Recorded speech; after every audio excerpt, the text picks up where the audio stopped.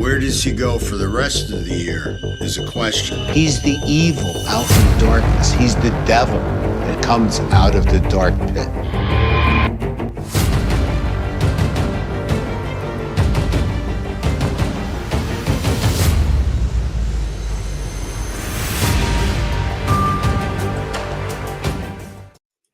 Hello, Grizzlies, and welcome back to another episode of Grizzly True Crime. My name is Gisela K, and today we are joined by criminal profiler, psychotherapist, addiction specialist, and author, John Kelly. So let's welcome John Kelly back to the show. Welcome. Welcome. Hi, Grizzlies. Hope everybody's well. Thank you so much. I'm so honored to be back. Just can't thank you enough. You're a great group you have there. I mean, it's my favorite station. I mean, there's no question about it. Favorite people. Oh, man, that means a lot. Thank you so much. And before we dive in, I know you normally do shout outs, but I want to give you a shout out for your books. So if you guys want to pick up John Kelly's books, there's Warning Signs, okay, but there's the audio book, a guidebook for parents, and Discovering Lazarus. It's all linked in my description box for you if you want to go and find them on Amazon. Anything you want to say about your books? You know, the Warning Signs is an older book, but it's like a theory I came up with 20 years ago, and it's ringing true today. You know, especially how to identify violence in your children, along with addictions. Interesting, that's what we're talking about today. But I wrote that over 20 years ago, and you know, as far as my latest book, Discovering Lazarus, the good, the bad, and the ugly of John Kelly, and how I recovered from addictive illness, went back to school, found a career 40 years ago, well, 37 years ago, and here I am today. So that's where we're at, and I thank you so much for putting it out there. I thank the audience too for the purchases, for the feedback on it. They've really been great. A lot of good feedback on it. And I just can't thank you and the Grizzlies enough. I mean, it really, really, it's heartwarming to know people or have that kind of interest in me. Really is. Yes. We want to pick your brain. We want to hear what you've got to say and learn from you as much as possible. You've always got such great thoughts to share. And if you guys are wondering what are we talking about today, I'm sure you saw on the thumbnail, but we're going to do a deep dive on the suspect in the Idaho case, Bryan Kohberger. So as you know, John Kelly, as you can see it on the screen, criminal profiler, psychotherapist, addiction specialist. So there's a few points of interest in his background. If you missed the episode where I did a deep dive on that, don't worry, because we're going to go over some of those slides again today and talk about some of those things. So thank you all for being here. Make sure you like it, share, and if you're on Twitter, hashtag Grizzly True Crime. If you can do that, that would be great. They say, subscribe to John Kelly. Nice. Yes, subscribe. He's also got a YouTube channel, of course, John Kelly Profiler. So yes, everything is linked in the description box, and Nightbot will be sharing links as well throughout the stream. Okay, so are we ready to dive in? Let's dive in. Okay, so let's start with, I always start as far as I can with remembering the victims, because that's what the case is about. So we don't want to we don't want to obsess over Kohberger. We're trying to understand, you know, the suspect and what kind of evil are we dealing with? What is really going on? What makes him tick? That kind of stuff. But of course, this case is about the victims: Maddie Mogen, Kaylee Consalves, Xana Kernodle, and Ethan Chapin. So we remember them, and of course send love to their friends and families because they are grieving. And this was a horrendous, brutal murder that took place on November 13th, 2022. Thank you, Jake. And he says, great to see you, John. Thank you for your humility. Yeah, and Jake, my focus again, you know, is all our deepest sympathies and condolences to the families, and yes, that's just not for me. That's from our whole team. You know, we all feel the same. Yes. So I want to send that out. Yes, I hope they see that. Thank you so much for that. Okay, so these are some of the topics we're going to be, these are the topics we're going to be discussing today, you guys. So I wondered if you want to, I've just made bullet points out of the topics that you've suggested from when we talked. So shall we just start with the first one, like child abuse and trauma and the mother and father's bankruptcies? So let me go to, I'm going to go forward because we can see that they filed for bankruptcy in 1995 and 2010. So when he was 1 was the first time. Well, I'll tell you. We're Go taking ahead. I'm notes. sorry. Go Oh ahead. no, I love that you're taking notes. We're all taking notes. Grizzlies, get your notebooks out. Yes. Okay. So You in know, 2010 yeah, was yeah. another one. He was So 16. 1 and 16. 2010, he's 16. Okay. Well, the one thing we always look at, and we've had arguments from the beginning of time, not arguments, we'll call them spirited debates over is it nature or nurture? I mean, what creates these alleged, and I want to underline alleged because Bryan is an alleged killer here. He's being called a suspect by the police, so he's alleged. But what creates, killers in general or monsters in general? And has it been nurture or nature? And this has been going back and forth. And, the reason for this is because when we look at it, we can say, look, at the vast majority of people that have been abused do not become serial killers in childhood, and that have been abused in childhood don't become serial killers. But yet, serial killers seem to have been abused in childhood. Okay. Yeah. So is it the abuse angle or is it the abuse angle in something else? All right. And over the years, I've come to believe that it's the abuse angle. Abuse takes place, the trauma takes place in early childhood. But what else is it? What else is connected to it genetically? All right. What else is going on there? And in looking at Bryan, if he was the killer, okay, I'm not saying he is, but if he was, I'd have to say, well, something actually was going on. And then we know there was abuse early on with some girls that were making fun of him, humiliating him. In my research, most serial killers have been humiliated. Certainly, if Bryan's guilty, I can't even say he's a serial killer. I can only call him if he is guilty, a mass murderer. However, there's been many mass murderers that have become serial killers. So it's like throwing it together. So what we're looking at is we're looking at this internal rage that gets started early on somewhere. It takes root early on somewhere, someplace, and just starts to build. Okay. And when we look at the childhood abuse from the girls, that's the only childhood abuse in school. The humiliation, the making fun of him. I think maybe they even threw stuff at him or something. I mean, so there could have been physical interaction as well. What abuse was there before then? So now we look at the bankruptcies and we think about a child growing up in a house where there's a lot of stress or whatever going on. Could that have implications? Could. I mean, it could. I mean, people have to understand with children, you have young brains that are forming. Okay, the brain is forming. You're growing neurotransmitter. The primary directive of the organism is to survive in your environment.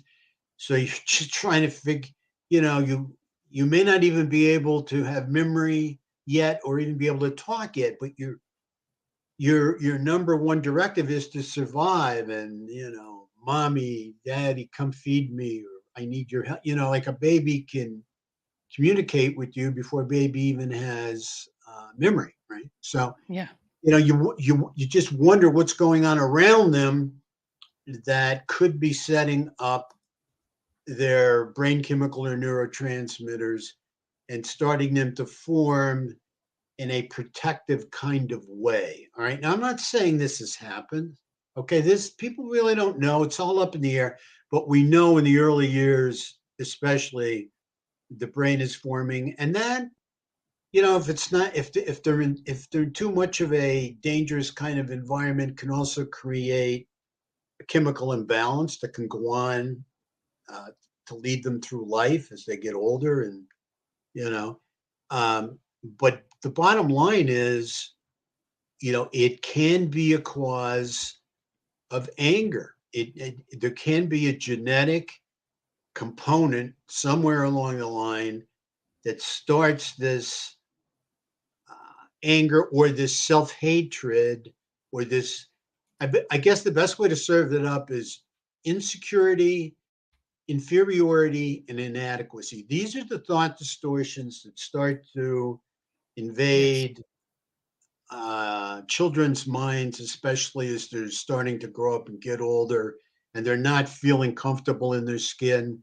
We call it low self-esteem or no self-esteem, or heading into depression.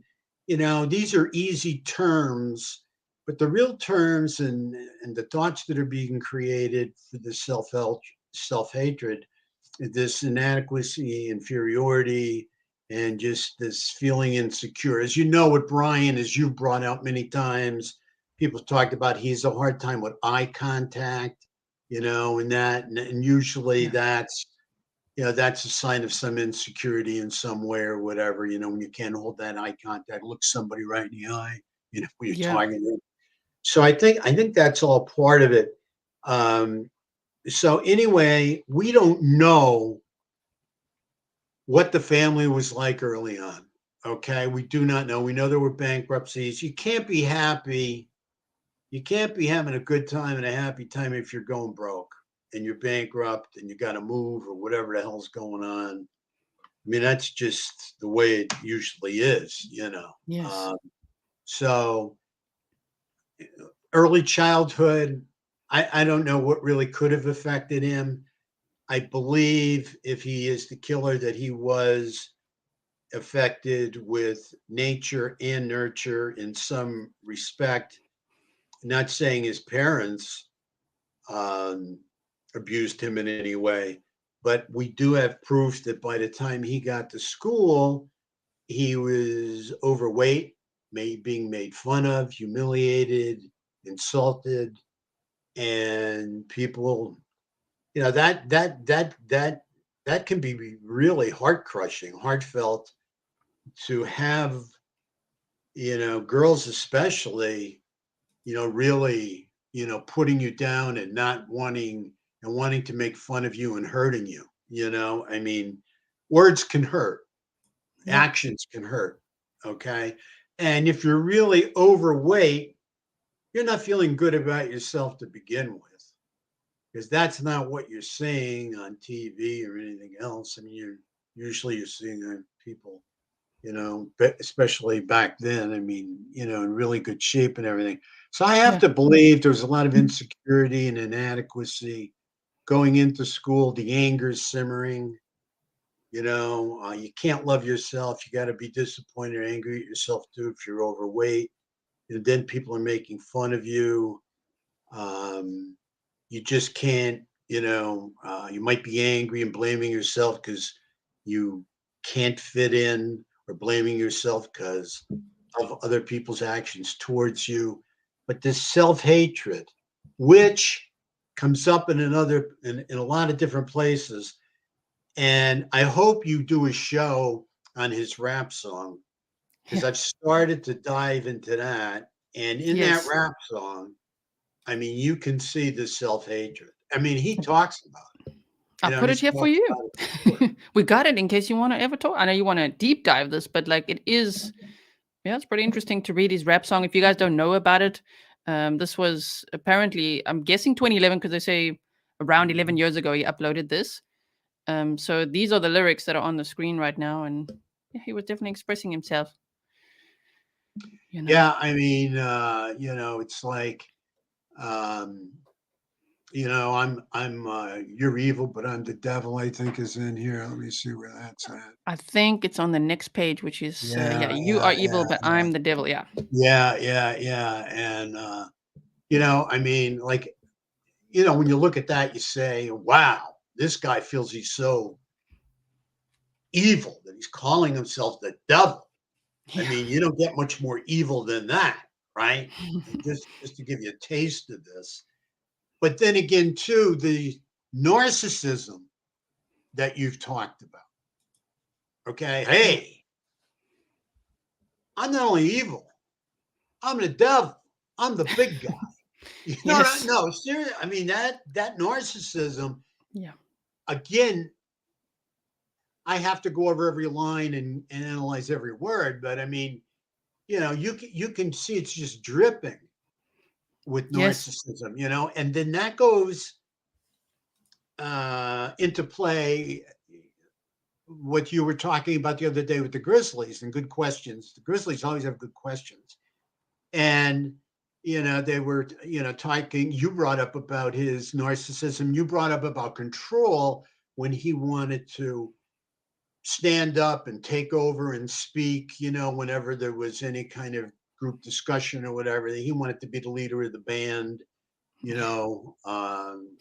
I've seen that at various workshops with some people, you know, and they just, you know, come out there and, you know, you can't shut them up. They keep disturbing the class. You know, You you're sound trying to collect your thoughts on what the professor's talking about, and this guy just keeps popping up and, you know, and talking about, you know, and going over what the professor's talking about, and, you know, either agreeing or disagreeing or whatever. But shut up already. We want, you know, we want to hear, you know, we want to learn something here. You know, we don't listen to pretty, you. pretty much what happened. They're like, oh my word, just stop Complaining it. all day. Want to Yeah, carry on with yeah, the class. Yes. yeah. You want to go back to the outline you put up, or do you Yes. ask me questions? Because I if will. you I will. feel I just want to free to. say, because I think some people are misconstruing. We're not like, okay, because when I wrote the serial killer books myself, you get to a point when you empathize with maybe what they went through, but until the time at which then they kill people, that's where the empathy ends for me. So we're not trying to like over empathize with him. We're just trying to understand, you know? Absolutely, because you see, the whole reason we put our team together 20 some years ago was to get a clear understanding to try and prevent children from growing up and becoming violent sexual offenders or serial Yeah. killers. And that's why we head it in this direction. So we have, just so the audience is clear on where I'm coming from, we are not empathizing with serial murderers. I mean, we are talking about, you know, uh, children before they become serial murderers. I mean, what goes into the recipe of the monster? What makes the monster? We want to try and catch it early on before these people are running amok with all this murder and mayhem and taking it out on women mostly and children. I mean, that's usually, you know, Yes. who the largest victims are. But that is our focus, and you know, it's sad. I mean, it's like you have a beautiful little puppy, maybe a little baby. I mean, everybody's a beautiful baby. Okay, even the serial killer at one time was a beautiful baby. So you have a beautiful baby, you know, like a beautiful puppy or something. Let's use the word puppy. You have a beautiful puppy, but as that puppy starts to get older, and that puppy, you know, ends up with a very, very bad disease. Okay, maybe rabies or whatever.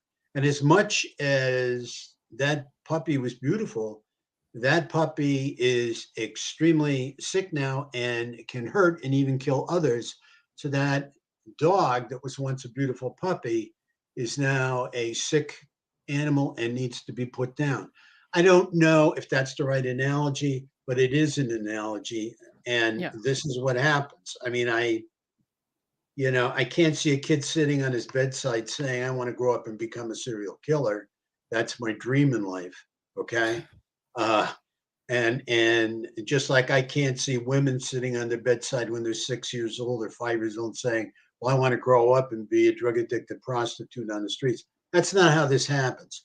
This Yeah. happens through self-hatred, rage, anger, and abuse, and genetically, what's at play. What do you think is the most interesting piece that you and the Grizzlies would like to focus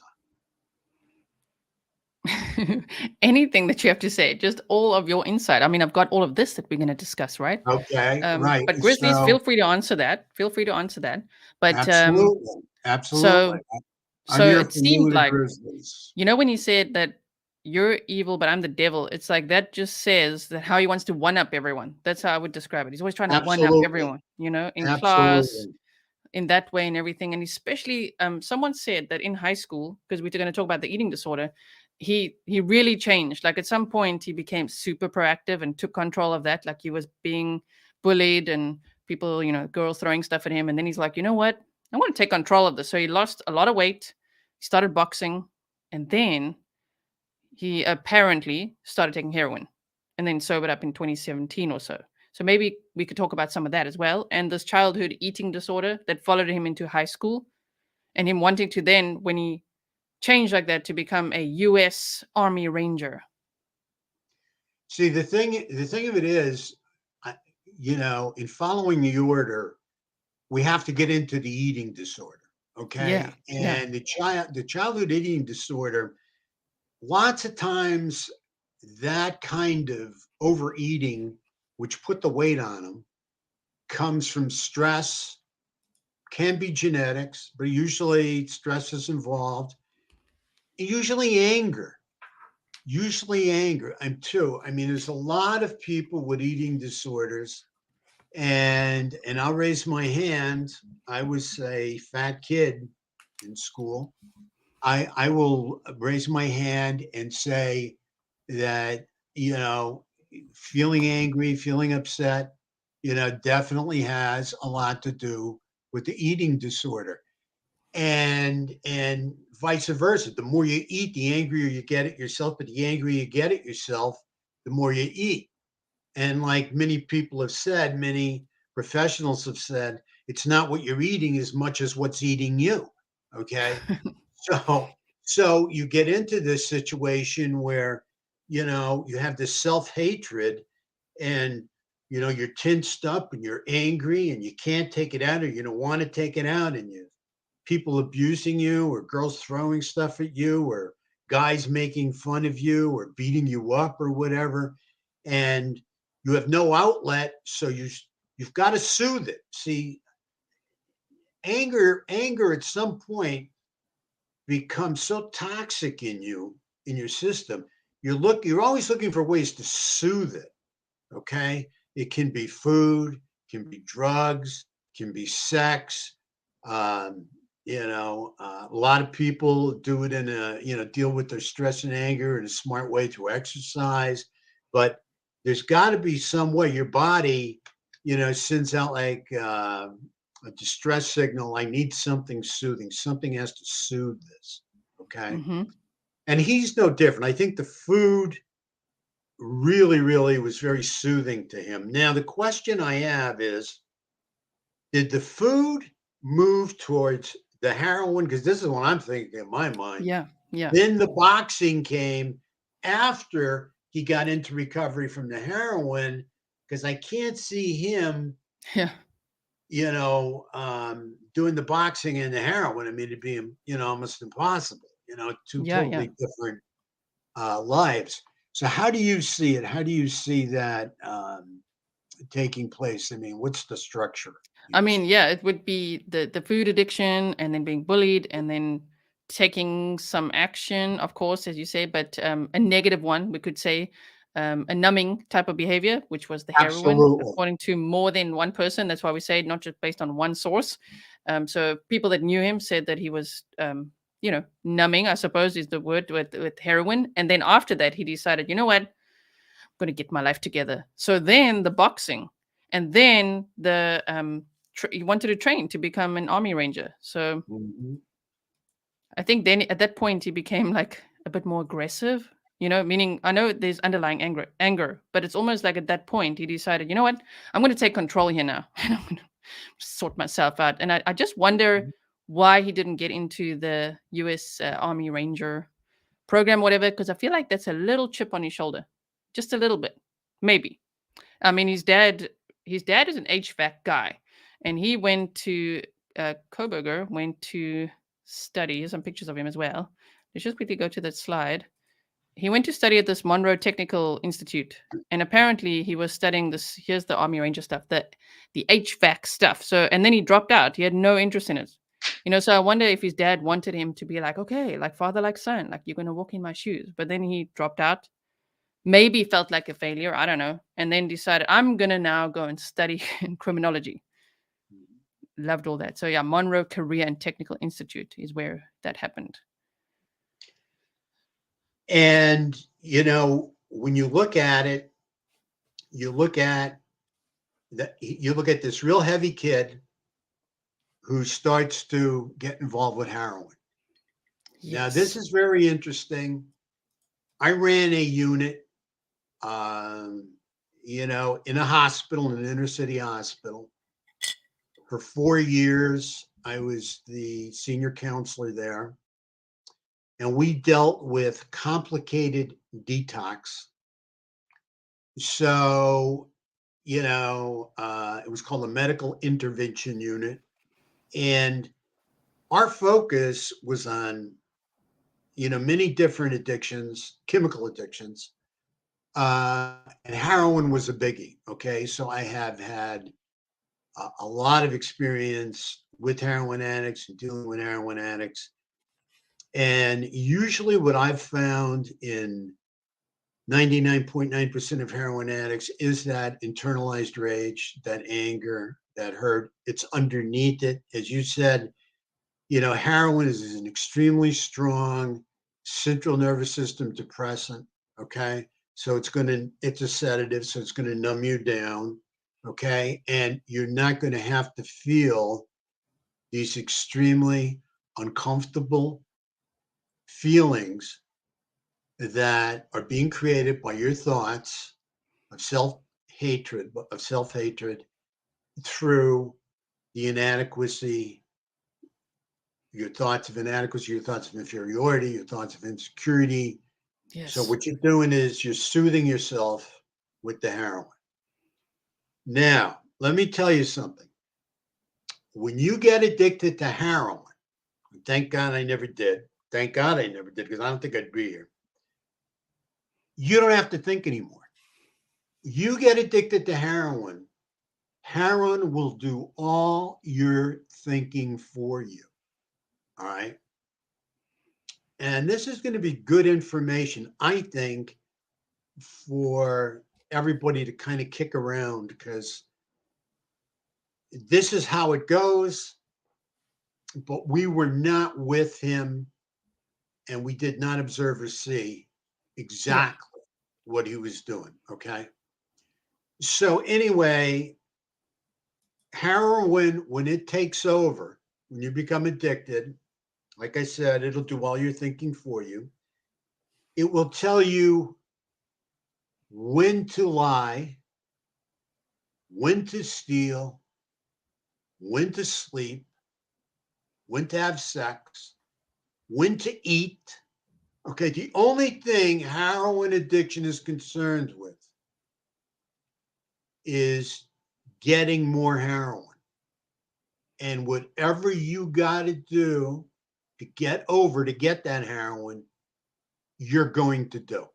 Mm-hmm. Now, if I saw somebody lose 80, 90, 70 pounds in a year's time, I'd say, whoa, that's quite a feat.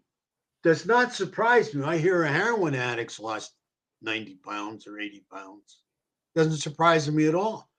Yeah. Because he won't have any appetite. He's in la la land, and he's anesthetized, and he's on the strongest sedative you could probably be on, and he's just numbing himself. I have to believe that we have at least a couple rehabs here, inpatient rehabs, because there is a certain detox you have to go through. They have various drugs out these days to bring you down from heroin. Back in my day, it was methadone. Methadone was it to bring you down. Okay. Mm-hmm. And you had to go through a medically supervised detox, because if you did not go through a medically supervised detox, you would go into extensive withdrawal. Okay. And the withdrawal from heroin is no day at the beach. Okay. I mean, it is absolutely positively the worst physical withdrawal probably you can go through with a drug. And it's going to take you at least 7 days, maybe 5, but usually 7 days, you know, and you're going to be medicated with meth and then usually tapered off. And if that working for you, you're going to go into a methadone clinic and you're going to get on what's called methadone maintenance. And methadone is a central nervous system depressant, which is very similar to heroin, yet it's a medication that can help you navigate life and have you keep a job. And yes, you have to show up at the clinic to get your methadone just about every day until you show you have a good track record. Then they can, maneuver you over to what they call take homes, and they can give you so much, methadone medicine to take home, as needed, and then you would report maybe once a week or whatever. And the methadone or the heroin really helps you function. It really, I won't say helps you function. The heroin will cause you, a loss of control, where the methadone maintenance will keep you certainly in control and in a position to live a life and to go to a job and work a job. And you won't have to be lying, cheating, stealing for your habit. Okay. Because the medical professionals, the hospital, whatever, the clinic is, supplying you with the legal medication. And that's what methadone is. It's a medication. Okay. There's no question about it. I see Pernil, Yes. she brought out the low self-worth. And that's what my first book was on. That's my theory, low Yeah. self-worth, the beginning of addiction. That was the first piece I wrote. And then it went into Warning Signs, a guidebook for parents, so parents could keep their eye on their children and keep an eye on their self-worth. Yes. Because as we can see by looking at Bryan, based on what he's written and what he's talked about, and not knowing, if he's a killer here or not, allegedly the killer, this anger and rage just built up and became volcanic rage and just exploded. And if he's the killer, it exploded on these girls. And on each, do we know, so on 4 victims, do we know if there are any victims before? Is there We don't know. No, we don't know. We do not know. We have to take it one step at a time. We have to let law enforcement and the justice system, do their job and follow through on this. But the rage that is underlying whoever this person was is extremely obvious. Yes. I mean, to walk into a house with a knife, to stab people to death, okay, in a frenzy, because whoever did it was in and out of there pretty quickly. Okay. Yep. We're talking about a frenzy, okay, a bloodletting, bloodlust frenzy. So the question is, how much anger and adrenaline is running at that point in time? Okay. Yes. This guy isn't a happy camper at that point in time. I mean, he's not neutralized in any which way, shape, or form. This guy is a, really, really live wire that is just exploding. It's just, it's like 20 years of rage or something coming out, Right? at that moment. So the question is, what's he angry at? Right? I mean, that's our question, right? What's the motive here? What's he angry at? Yeah. And I think that's something we have to really look at. I mean, we have to look at, what is at the bottom of creating all this rage. But before we go there, Yeah. let's talk about the college. Let's Okay. talk Yes. about after heroin use. Somewhere, somehow, he got rehabbed. He went into recovery at some point from heroin. And again, it's usually an extensive medically supervised detox followed by rehab. And also probably and I've even heard this somewhere, a place that dealt with eating disorders as well, because they would Yes. look at Yes. that. They would look at that, or they would look at the There game, was there the was a law. person. Wait. I'm thinking now. There was on a one episode where I covered someone that was in an eating disorder clinic, and he was there. Yep. Yep. Okay.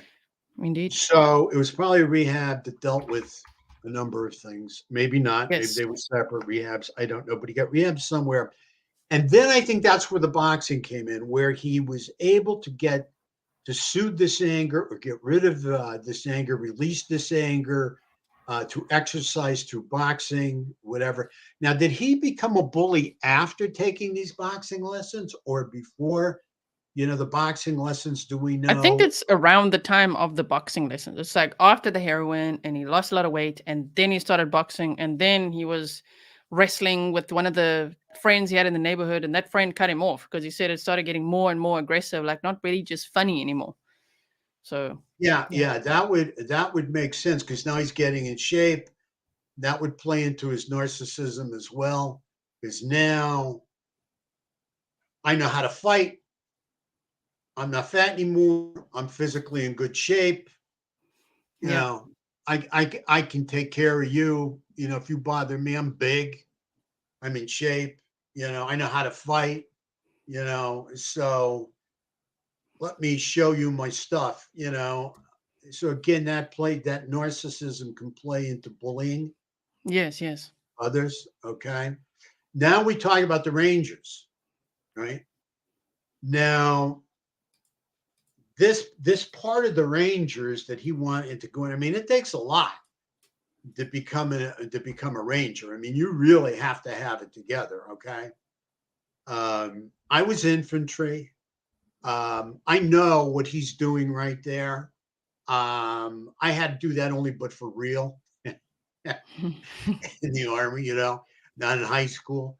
And, he's going to learn certain types of, now they're only seniors in high school, but part of that training, I'm sure, is the exercise, maybe the marching, the uniforms, going out and bivouacking, being outside for a certain period of time or whatever. But he's also going to learn some hand-to-hand combat. Okay, I mean, they're going to play around. They're kids, you're younger kids.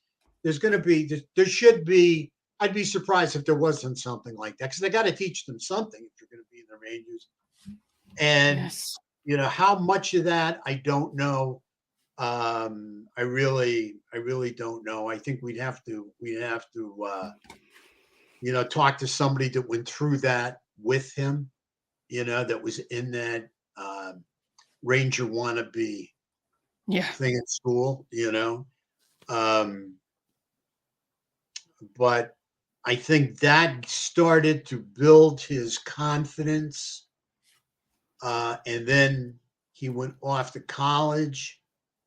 Um, I have to believe he was a very good reader, probably like a bookworm in a way, which Yeah. was great, which is great. That's, however way you learn is best for you, right? So I believe he was quite a reader.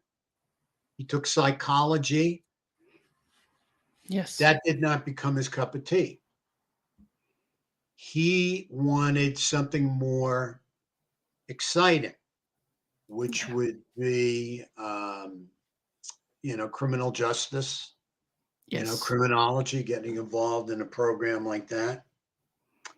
I could see that now being something he's obsessed with, he's very interested in. Obviously, he read a lot about it. And that's what he'd want to do.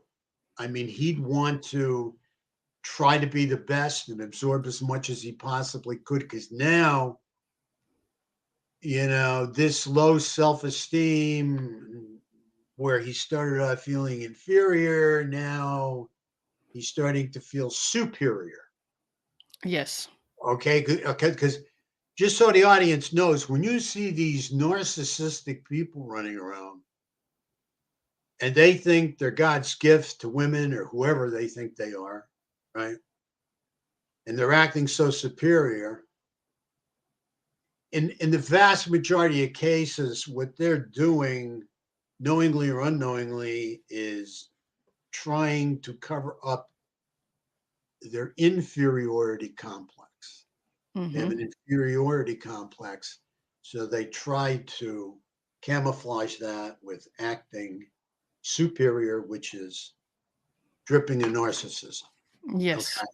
So I think his self-hatred never went away, but he just had a different way to medicate it or to soothe it or whatever, was to be the big man on campus as far as the criminology went.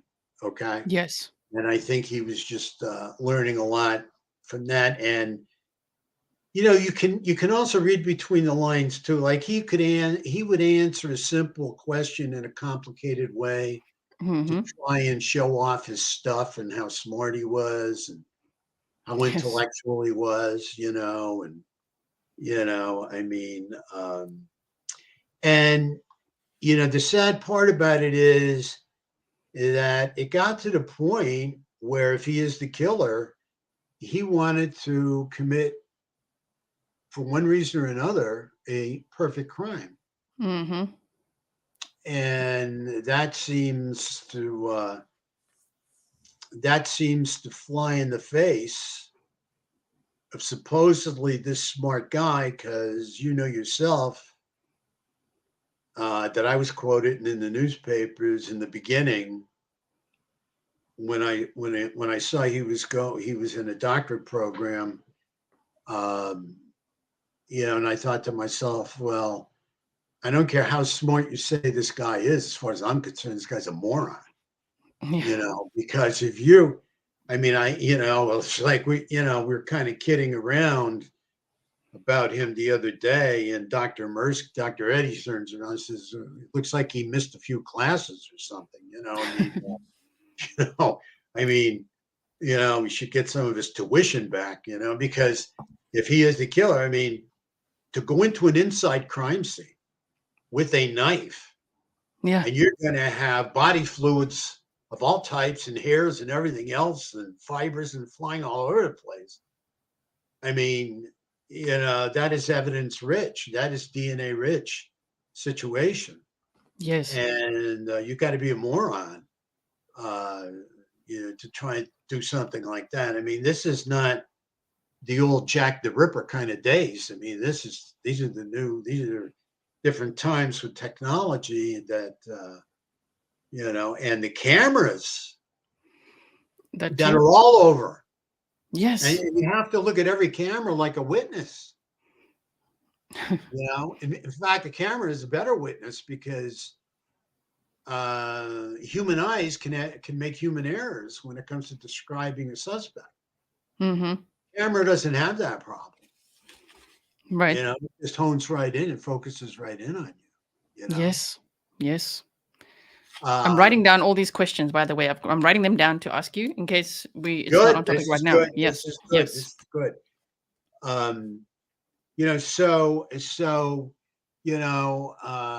Somebody, Objection Cake, is asking, to kill before in criminal. Did he plan to kill before being in criminology?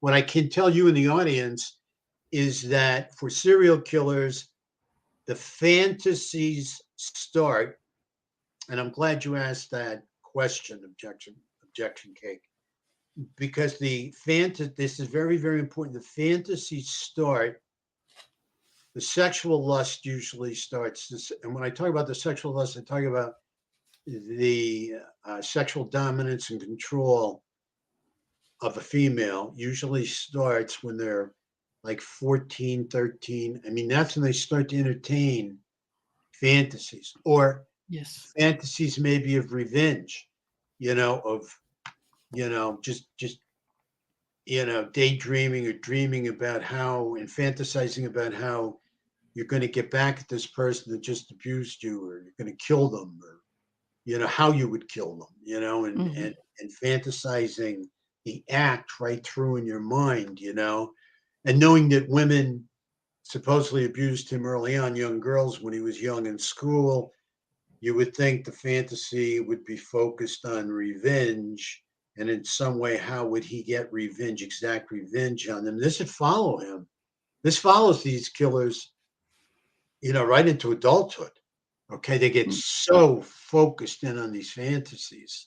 They're thinking Yes. about them all. They're thinking about them all the time. The other thing that I think is important to bring out here, with pretty much every serial killer that is a sexual in any way serial killer, there seems to be hypersexuality. We saw it with Gary Ridgway. I mean, a couple of his wives left him because all he wanted was sex all the time. For those of you that don't know Gary Ridgway, that was the Green River serial killer. We know of 49 women he killed. Okay.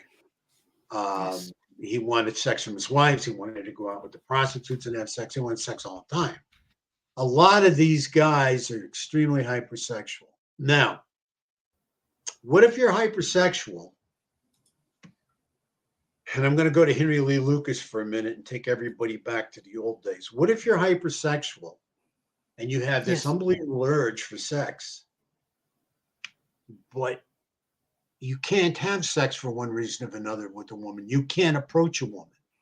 You're Yes. so insecure or feel so inferior or inadequate around a woman that you can't approach her, or you don't know how to approach her, Hmm. or you're so odd, in your milieu that you really don't come across as socially acceptable to have a relationship with by a female, Yes. right? So now you want it, but you don't want it, but you want revenge on these women. What you want to be sexual with them as well. I mean, or you've numbed that out and now you're just running on rage. The rage has overtaken the sexuality. I'm just telling you in general, and it speaks for itself. The mass majority of serial killers, and I'm not saying he's a serial killer, but the mass majority of serial killers are that go after women. I mean, they talk about their control, and their dominance, but there's always sex, isn't Yep. there? Hmm. I mean, so I mean, how much does that play into the sexual addiction piece? Yes. Right. I mean, you want sex so bad that you're going to control, dominate, and kill a woman. I mean, so it's not only about the control and the domination. The sex is a big player in this. There's no question about it. Okay. Yes. So, when we look at this rage and we look at the way this rage was displayed, again, volcanic in a short period of time, adrenaline, body fluids, everything flying all over the house. I have to believe that leaving the house, being in the house was exhilarating. He burned up a lot of, the killer burned up, and not saying he's the killer. The killer burned up a lot of adrenaline in that house. And I could see that killer coming down from that exertion and exhilaration. I could see that killer leaving. And I could see that killer really feeling some kind of high, some sadistic, morbid, horrific Hmm. high from what they've just done and basking, believe it or not, basking in the glow of what they were able to conquer, basking in the glow of their conquest, and then just driving around and then returning to the crime scene. Yeah. Serial killers I've talked to all talk about returning to the crime scene. And I asked a couple about this case in the beginning. They said he would definitely return to the crime scene. I've asked them about Delphi in the beginning. He said he would definitely return to the crime scene. There's no question about it. Yeah. That's the feelings on it. You know, I jumped in a way, and I want to apologize to you and the Grizzlies. Oh, no. Just going back to Henry Lee Lucas for a second. I said, Henry, what was it with women in you?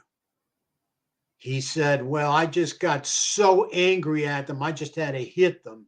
I just had to hit them and smack them and do whatever to keep them away because I just couldn't have one around me. I just couldn't have a woman around me. I said, but yes, but you were attracted to women. Why did you kill women? What was underneath that anger, Henry? Why? You know, why couldn't you be around a woman that you had?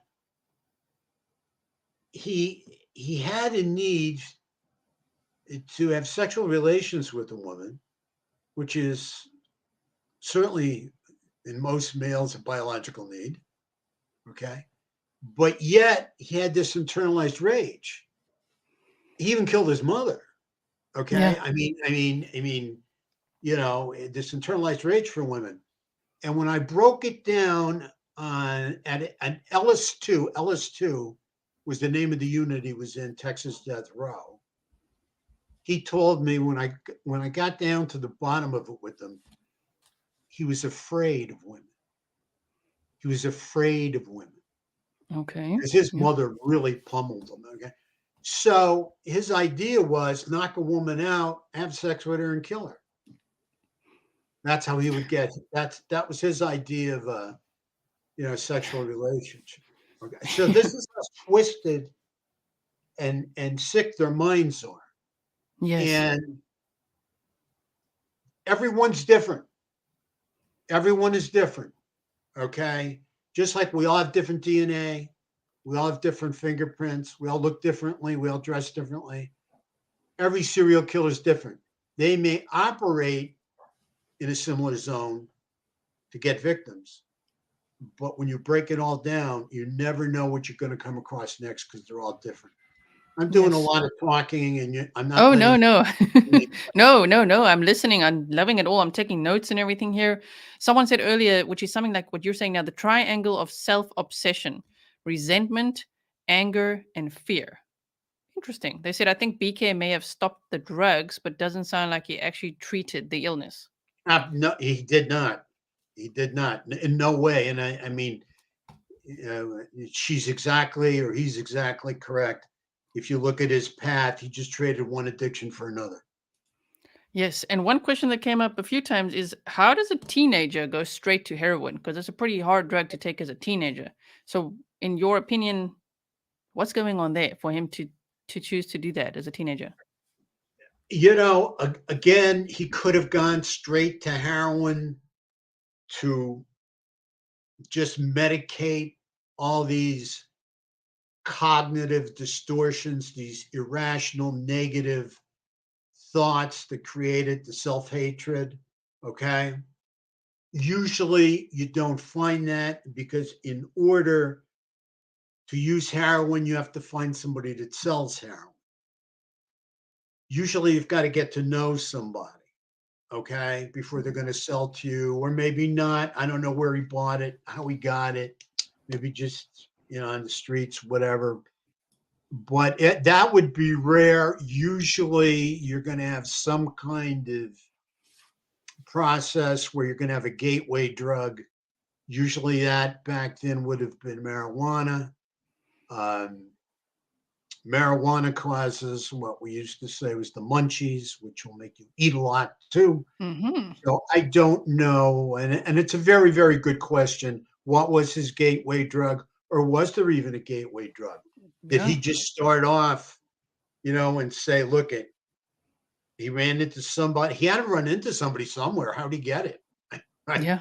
So, and they said, try this, see what it is. And he tried it and thought, whoa, man, I'm feeling great now.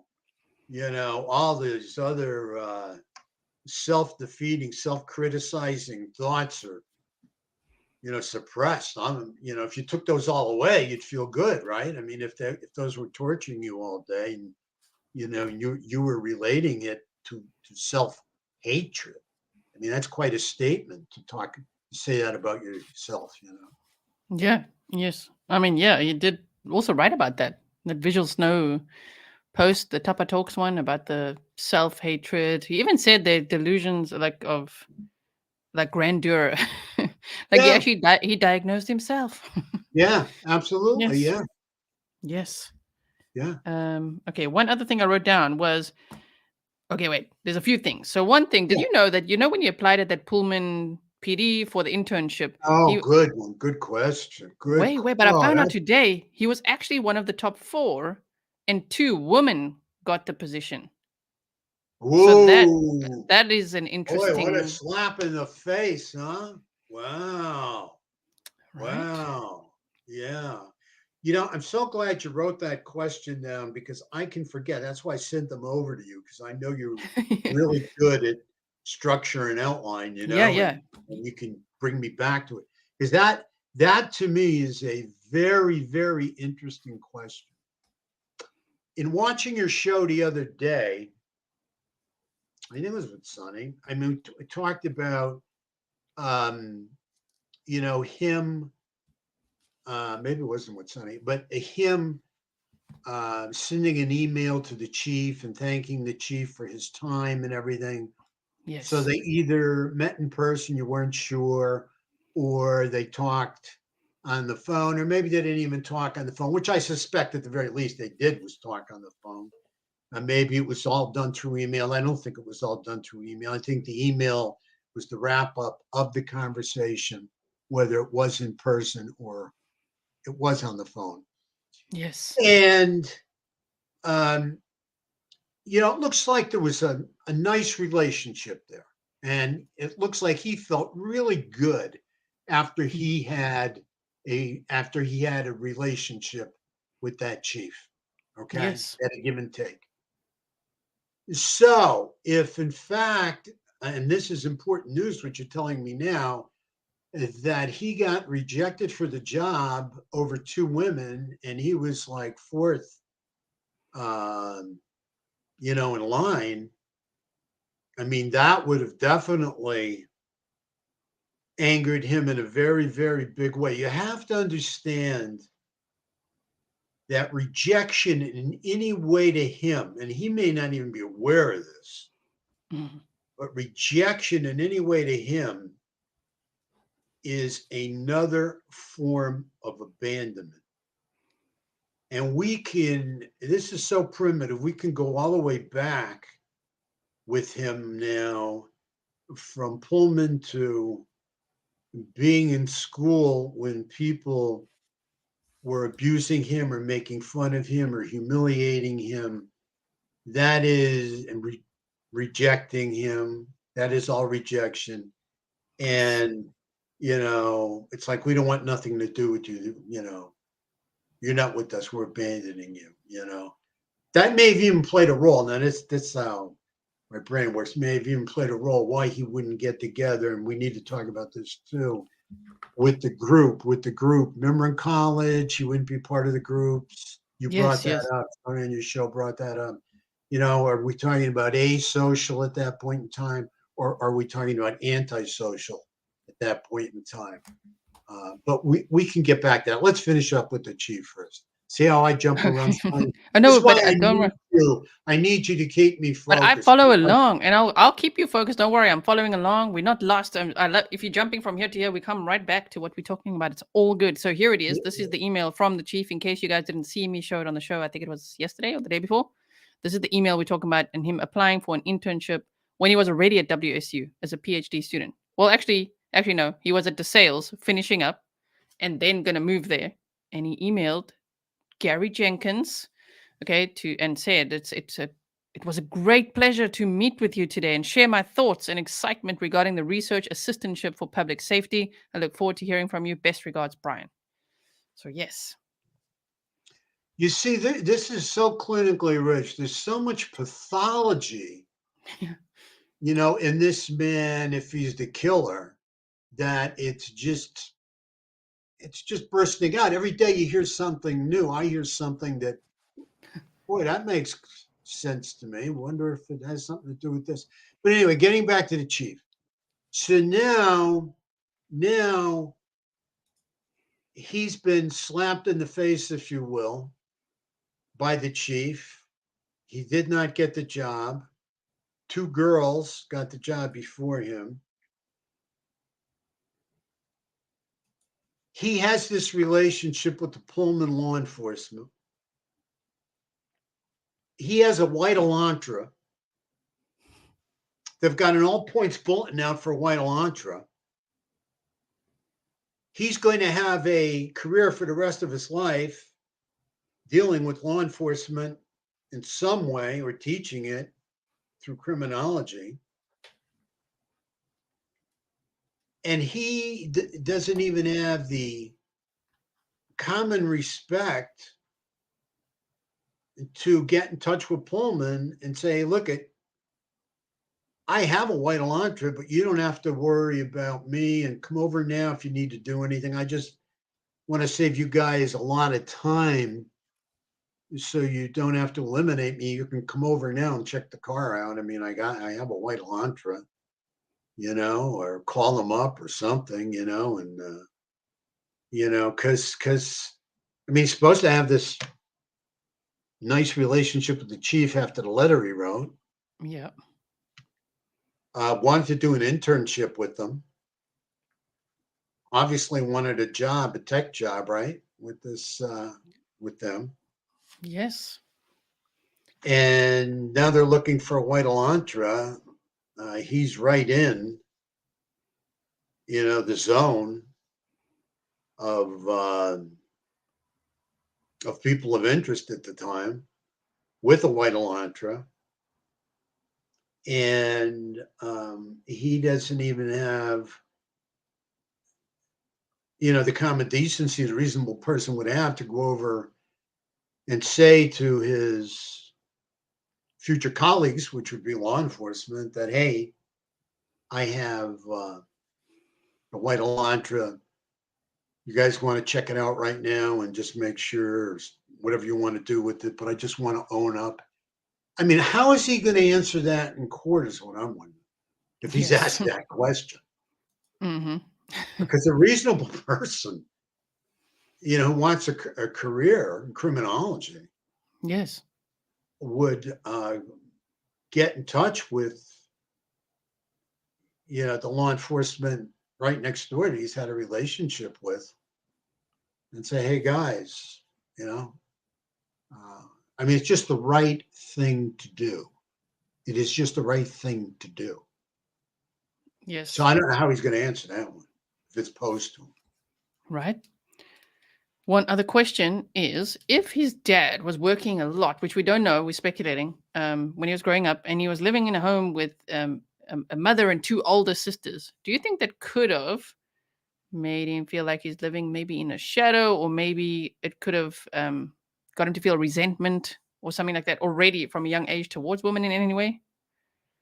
If he's trying to outshine them, because I think he's the youngest. It is certainly possible, but without knowing the dynamics of the family, Yeah. you really, I mean, of course, I mean, it's all possible, but without knowing the dynamics of the family and what went on there, I just think it's very interesting that his sisters went off to the mental health profession, and God bless them. Yeah, both of them. Yeah. I wish them well. And, he chose a different direction. So I think that's what's,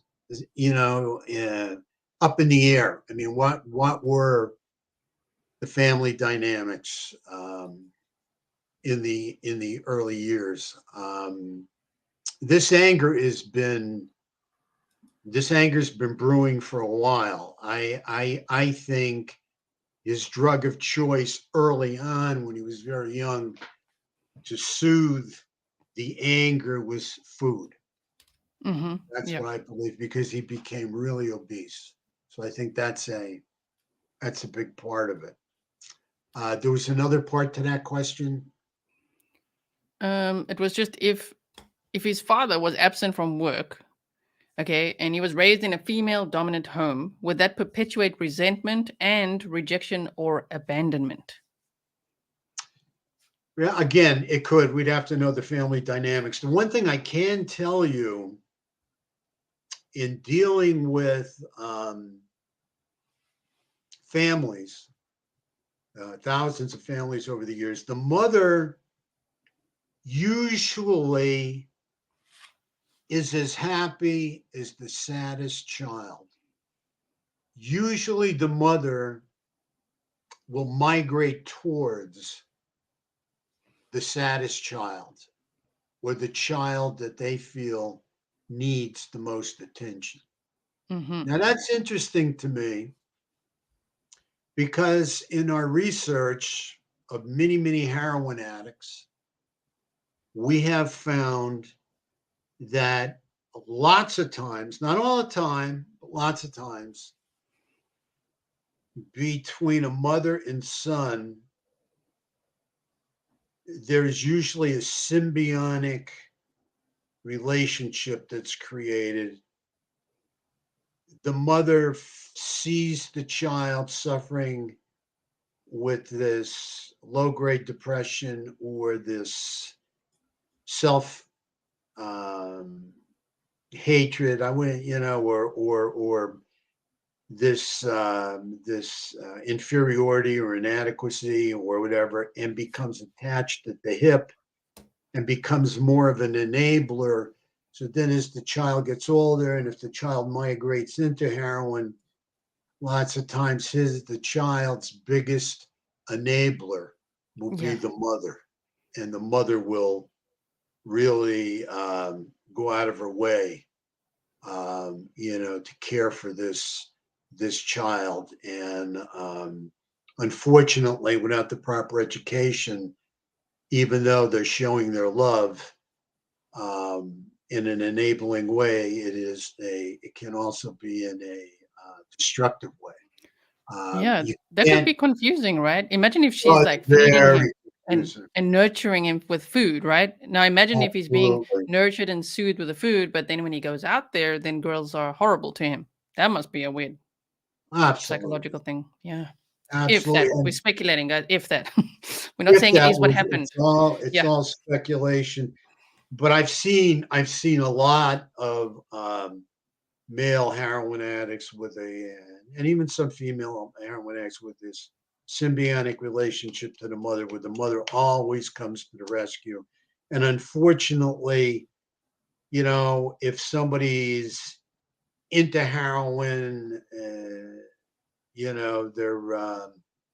they're into self-destruction. I mean, you can call it heroin use, you can call it cocaine use, you can call it whatever, methamphetamine use, but it's or methamphetamine addiction, or heroin addiction, or cocaine addiction, but it's self-destructive behavior. You're self-destructing, Yes. and you, by enabling that and not setting boundaries and consequences and showing a little tough love, you're not helping the person. They're just Mm-hmm. continuing to go down, the rabbit hole, because, like I said, once a person gets addicted to heroin, they don't have to think anymore. Heroin will do all their thinking for them, and heroin is only focused on getting more heroin. Mm-hmm. That's all Mm-hmm. heroin's thinking of. How do we get you more heroin now? Everything else can go Yes.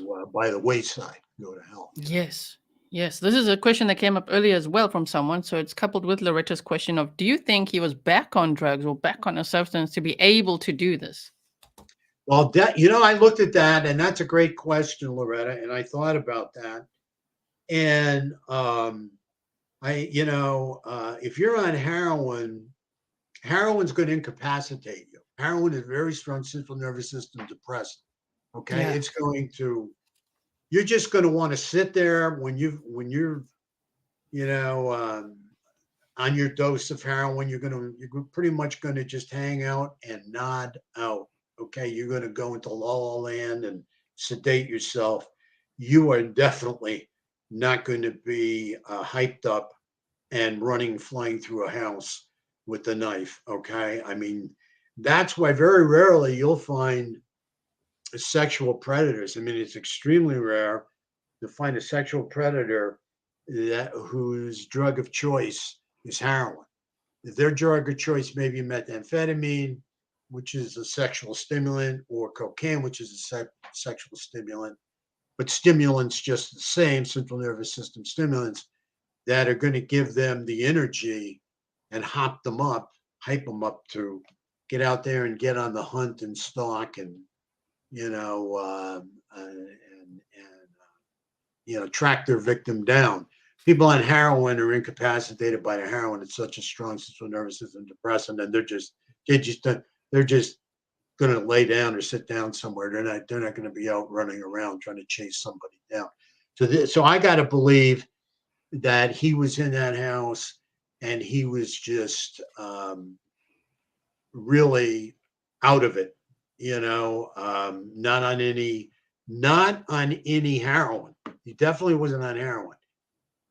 Could it have been a Ted Bundy kind of thing where he had a few pops Mm-hmm. to That's what work him I up forgot before he about went that. into the Remember house? that brewery that said that as soon as he had like 2 or 3 beers, then suddenly he'd be calling woman a bitch and he'd be like literally like really degrading women and getting angry until they had to say, listen, like, could you just behave tonight? And then he was shocked, like, what do you mean? I think you've got the wrong person, and he never came back. But there actually was a bit of an alcohol. I'm not saying he's an alcoholic, but a little bit of an alcohol red flag, shall we say, in the anger coming out in him when he drinks a little bit more. Yeah. Well, absolutely. I mean, alcohol is a central nervous system depressant too, but it's not as strong as heroin, so it'll just uninhibit you, to a certain point. So he has this underlying anger and he has 2 or 3 drinks and now he's calling women a bitch at the bar. you know, Before he has the drinks, he's not calling any woman Right. a bitch or anything derogatory. And now, he's going to let them all have it. Yep. After the second or third drink, this guy's ready to roll. So it wouldn't surprise me if he did a Bundy, if he was the killer and had a few pops. Like Bundy always had a few pops. He always did. Well, you wrote the Yeah. book on him. I mean, uh, more about him than I do. I mean, he drank. He drank. Yes. Liquid There's too. no question about it. I mean, He did. just even if it was a few pops to get up the courage. Even Dahmer, Uh, he said he get out couldn't. there, yeah.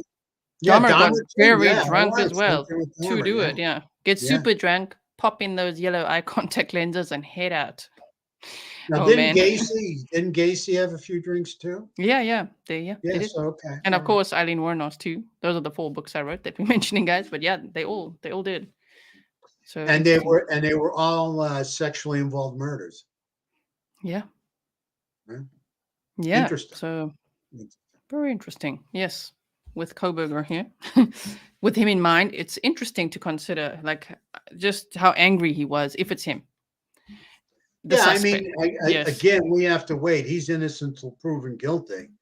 They've called him a suspect. I'm not calling him a suspect. There's allegations out there against him. He's obviously a very interesting person at this point.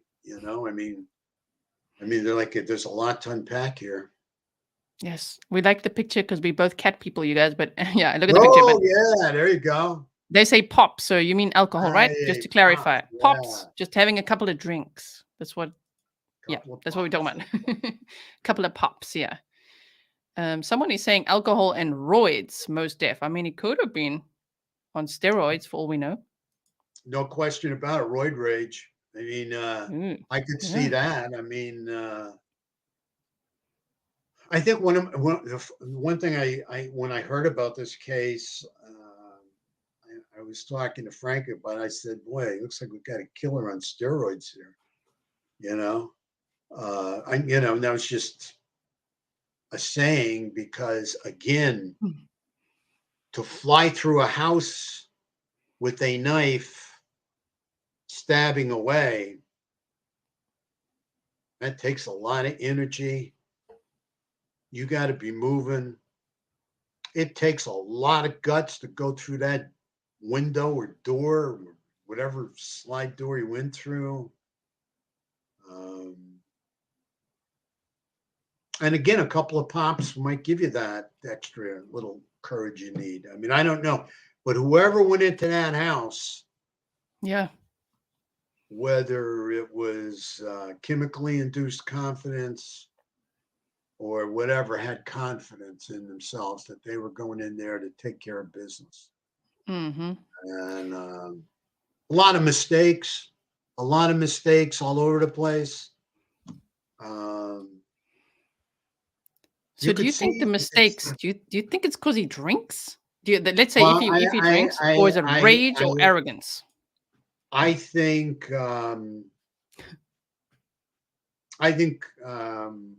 being in a rage, maybe even to the point of disassociating,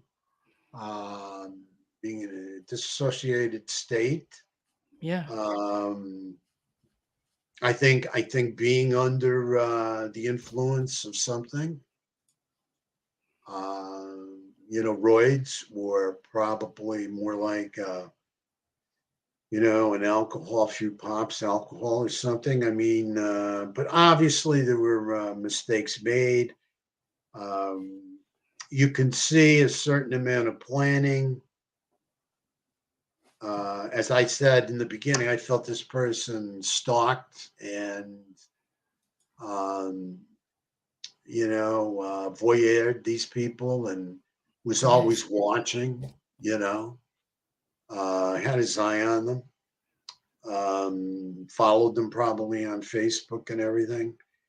So you see a certain amount of organization, but then, I mean, again, you got to be a moron to run into a house filled with people with a knife and expect not to, leave any evidence. I mean, all they need is a hair. Yeah. All you got to do is drop a hair. All you got to do is touch something. How do you do this cutting and not cut yourself, the stabbing and not cut yourself? There's something you showed a picture of the other day on your show too. It was interesting to me. It was the black glove they found. Yes. If you go back to that picture, you'll see that's the person that has the black glove on is holding a butcher knife. Oh yeah, you see it up here on the cutting board. Yeah. Sorry, I'm looking at these. I'm looking at these gloves, but the black glove they found. And what were you saying? Well, you see is that the black glove? Is that a picture of the black glove? This is just a box of these nitrile exam gloves that they talked about. That's because they found one. Do you look up above where it shows the person on the cutting board with the knife with that? Yes. That's just that's a Walmart advert for buying these gloves. So they hold like the knife well. They hold the knife well. Seems so. Yeah. So and he had one of those. There was one black nitrile glove found at his apartment. Yeah. And they obviously come two in a pair. Yes. So and then they're good for holding a knife. Yep. So you don't cut yourself. Mm-hmm. I just the way my mind works. Yeah. Right. So, Right. I mean, the black glove to me meant something that you brought up. Yes. And they were saying, someone in chat was saying, with this Dickies type outfit, it was just possibilities that he could have bought at Walmart because of the Walmart receipts and the Dickies tags and things. It could be like a coverall type thing like that, which is why then he maybe wouldn't have had a belt, which is normally what the knife sheath would go on. So that's interesting too. Maybe he made that. I'm still wondering, did he make that mistake? You're on the page, right? He made that mistake. I always ask that. Was he clever? And then you're like, no. Did he make that mistake because he didn't have it on his belt as one normally should? you know. Yeah, that whole thing has me up in the air. I mean, look if you have a gun, if you've gone out in the woods, you've gone anywhere and you've had a gun, you had a holster, you have your gun in your holster. Well, when you take that gun out and you use it, that gun goes back in your holster, right? Yeah. I mean, that's the place for your gun. Mm-hmm. Okay. So when you go out in the woods with your knife, you're going anywhere with your knife comes out of your sheath, out of its sheath. You do whatever you're going to do with the knife, and then you put the knife back in your sheath, right? Yes. So now he has this knife, this K-bar, supposedly. It hasn't been found. And it was in a sheath with the U.S. Marine Corps emblem on it, USMC written on it. And it's conveniently left there near Maddie's body, right? Yeah, they said Okay. under or next to, yes. Okay, so now did he forget it there? And now he has a knife with blood on it, with no sheath. So where does he put it? Do you put it on your clothes? You wipe it on your clothes? You put it in your pocket? You have it in your hand? The girl that saw him come down the steps didn't see a knife. Maybe she just missed it, the darkness. But now you have this knife with all this evidence on it, and it's your blood on it and everything else, and you have no sheet because you left your sheet upstairs. You forgot it upstairs. So now, do you turn around and go back up, or you just run out the door? Where do you have that knife? You get in your car with this bloody knife? You got evidence all over the place, not only in the house, but it's on your clothes, and maybe it's in your car or something. Yeah. So I'm wrestling with that because and I've told you this. Yes. Or was his big get over his brilliant idea going to be, well, I'll blame it on the Marines or the military, and I'll leave this other knife sheet I have right here, and they'll think some kind of military dude did this who's really proficient with knives, and that's who they'll be looking for. They won't be looking for me. And just when he got arrested, he said, well, who else did you arrest? Yeah. You know what I mean? Like in his mind, he felt somebody else should have been arrested before him. I don't know exactly what was said. I'm just analyzing and breaking down. Yeah, that was media reporting that he said that. So we don't know exactly what he said, but media reported that he looked shocked. And I'm sure he was very shocked to be arrested. And then he was like, did you arrest anyone else? So yeah, I mean, that's not the first thing you say. You say, what'd you pull me over for? I mean, right? What do you mean you arrested me? What do you mean I killed somebody? I never killed anybody. I'm on Christmas break. What do you going home? What do you arrest? I mean, seriously, this is what a reasonable person says. What are you doing? I mean, you're in shock. You're going off to jail. They're putting cuffs on you. People have guns on you. They're hauling you away for murder. I didn't do this. I never did that. I don't know anything about it. Your first expression or what you're talking about first is, well, did you arrest anybody else? That's kind of like, I'm sorry, with some of this, but some of this stuff really, kind of gets me going when you get pulled over in Indiana. You got Washington plates on at the time. Am I correct? That he switched the plates by then from the Pennsylvania to the Washington plates? Yes. But he's in Pennsylvania. He's in Indiana on his way to Pennsylvania. In the car, I don't know if it's completely registered yet in Washington or it's coming back to LE, that it's still registered in Pennsylvania. I mean, I don't know.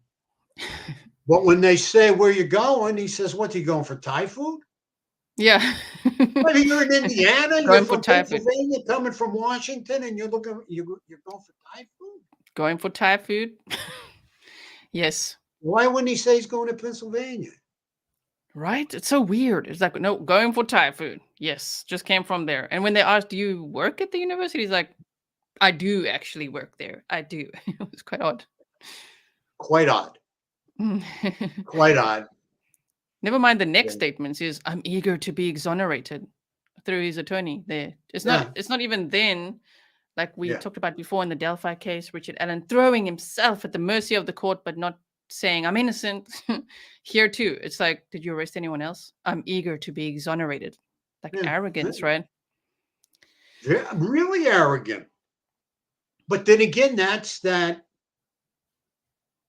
pathological narcissism that's just always dripping out, just spewing out, I mean, Yes. it just, and this is how they all get caught pretty much, they're smarter than everybody and nobody's going to catch me. Nobody will pick up. I don't make mistakes. Nobody will pick up on that, I mean, it kind of goes along with the statement he made supposedly to somebody out there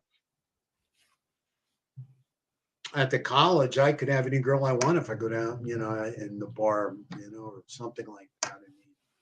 Yeah. I mean, I don't know. It's really, really, really, really narcissistic thinking. Yes. Let's see if we got through our bullet points here. Okay. Obsessive behavior continued, criminology, and veganism. And I mean, he took that criminology so seriously. He was arguing with the professors, grading Mhm. students really harshly. And then after the murders, giving them all 100%. What do you think about that? Well, I think what happened is he was so nasty to them and bullying them in a way that they rose up and went to his boss. I think his boss had a conversation with him about it, and didn't they set up some conflict have a conflict resolution group, and the students confronted him on their thoughts, and after he got called on the carpet and found out that he was taken down a couple pegs by his boss and the students, put the students more in a power position where they could speak up for themselves. I think that really,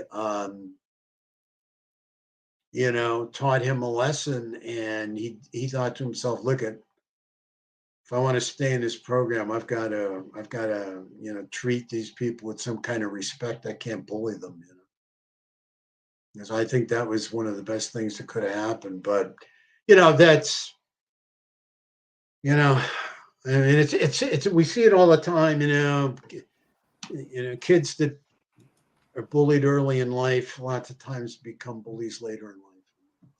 Yes. Well, And it's yeah, yay, bullet points. We love bullet points.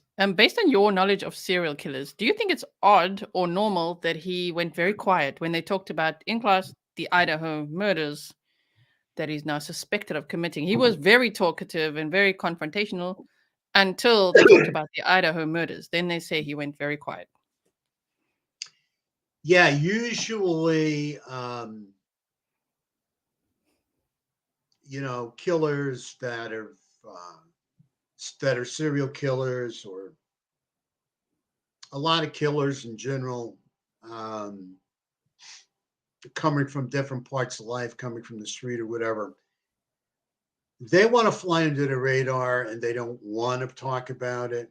And, this is a good example, if in fact he is guilty. And of course, we can't prove this in any way, shape, or form, but not wanting to have all these different discussions about any other topic, but not wanting to really expound or talk about, the murders that took place over in Moscow. Mm-hmm. So, I mean, Yes. that's usually, to answer your question, killers usually do want to fly under the Yeah. radar. I mean, usually the ones that brag about it are gang bangers when they're all together in their gang, and I did this and I did that. You see me get that guy. You see me get that guy. They're looking for that kind of praise. But your solitary killers, and see, that brings us to another point too. Your solitary killers, they really don't want to be on the radar. They want to fly under the radar, and they don't want to talk about it. And what's also interesting too is we talk about this. We talk about, was it possible he had an accomplice?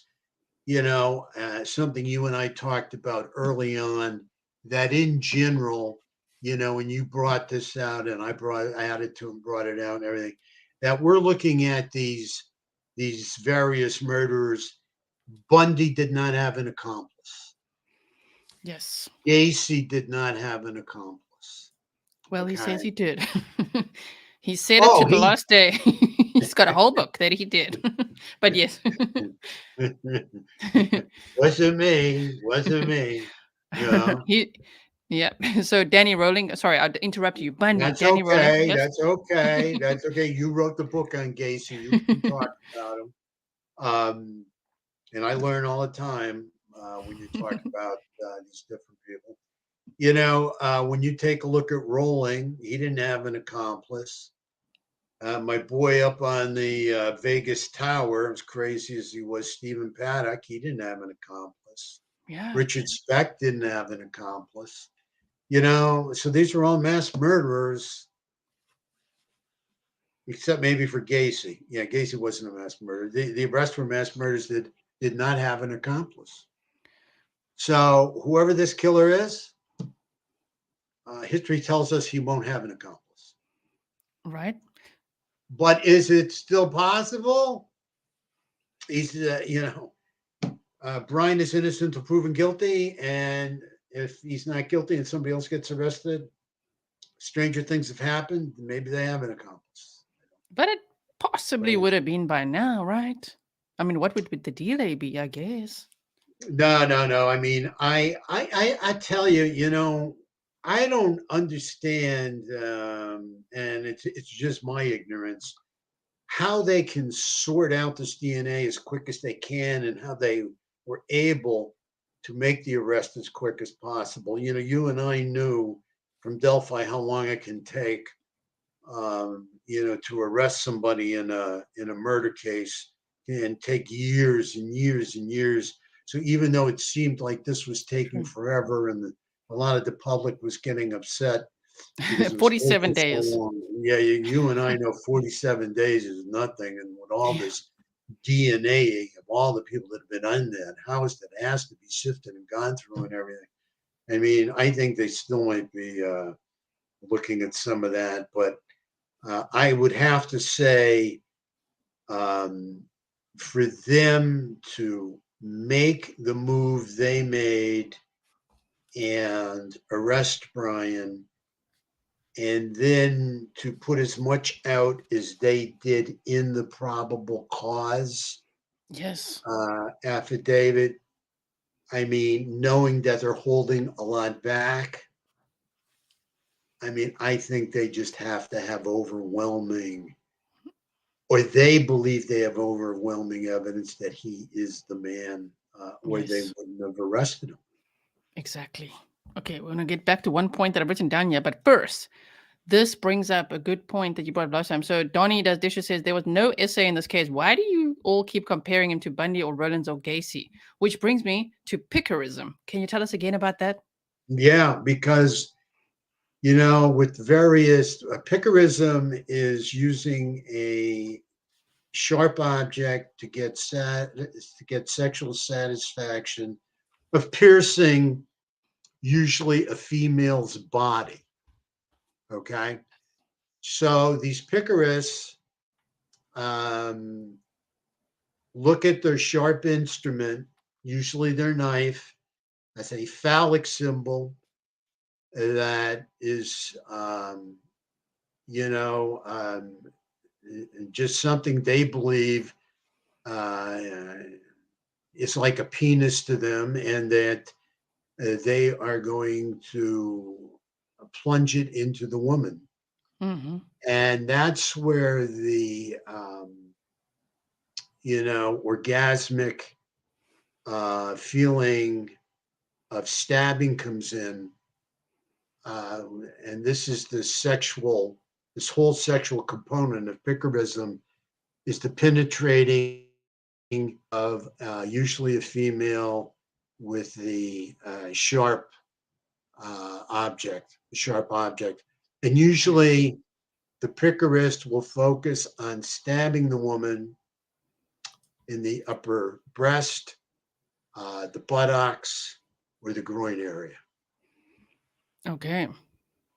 So, and we don't know all of those details in this case either. So, No, the thing that jumped out at me and why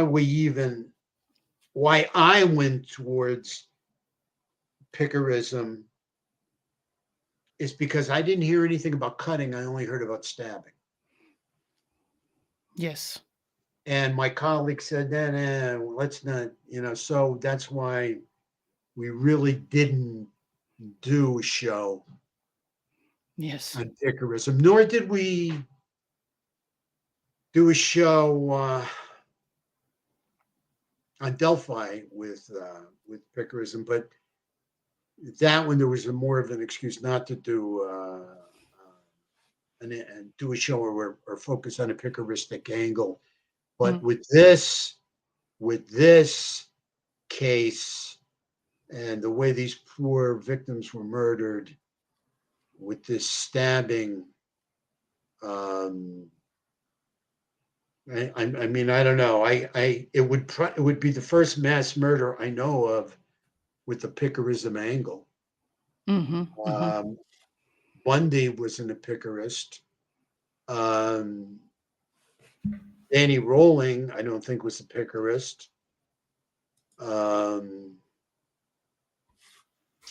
Richard Speck,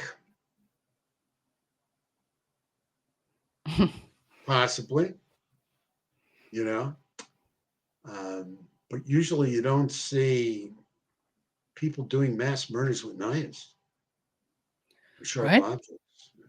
Yes, there's a forensic psychologist that actually said that this suspect's profile is more like a mass murderer with a knife instead of a gun, rather than a serial killer, which is what these other ones are. Maybe he was a budding serial killer, but maybe he's more like that, and you know a lot about that too. Like maybe his thinking could be, I know we speculate sometimes, could he be an incel or something like that? But could he be that type of psychology of a mass murderer, just, one-upping everyone again, with a knife? Well, at this point, he's absolutely right. I mean, it's just a mass murder with a knife, right? Now, will he go on to kill others and become a serial killer like Bundy and Danny Rolling? Yeah. He's got a good head start if he's not already, right? We don't know if he's killed before or not. And then again, could it be Piquerism, or is it not Piquerism at all? Is the reason he used the knife because it is quieter?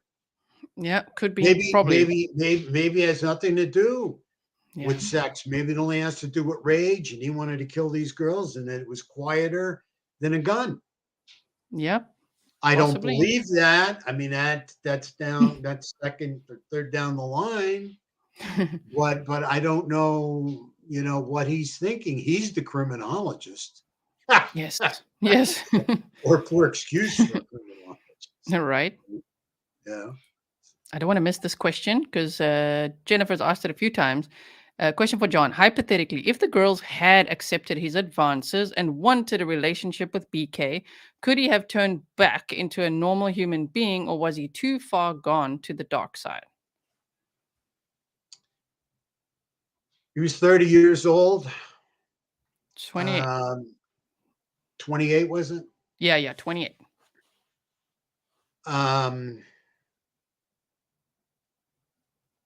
Well, I'll tell you, I don't know. Listen, I think it's always possible, that a person can come back from the dark side. Before these murders, can he come back from the dark side after these murders? I don't think so. Like a lion getting the first taste of blood, if this is his first taste of blood. I mean, I think he would have a difficult time. And I'm going to use Gary Ridgway as an example here, too. Gary Ridgway was married a few times, I think 3 in total. And then after his first 2 marriages, I mean, that's when he killed most of the women he killed. But even in the 3rd marriage, although he felt loved and he felt it was a happy marriage, he still killed sporadically. He did not stop completely. Mhm. So once you go that far to the dark side, I don't know. I won't say that people can't be salvaged or saved, but I don't know. We look and how many people have we seen that have been put away that were, sexual abusers and serial rapists or serial killers or whatever they were. Um, one or 2 serial killers weren't known to be serial killers, but were involved in a sexual murder, went to prison, did 10 or 20 years, but we've seen it more with rapists. It seems that they are so addicted to this sexual, orgasmic conquest and domination of a woman that even after they're in jail for 5, 10, 15 years, when they get out, they go back to that same type of behavior and they start going on the hunt again and stalking again. Yes. It's like we see many examples of that. And I think the latest example was it Nashville or whatever, where the jogger, Memphis maybe, I'm not too sure. not too long ago, we had a jogger who was accosted and raped and killed by Oh, someone. yeah. Oh, yes. Sorry. Eliza Fletcher, that case. Yeah, Yes. yeah. Yeah.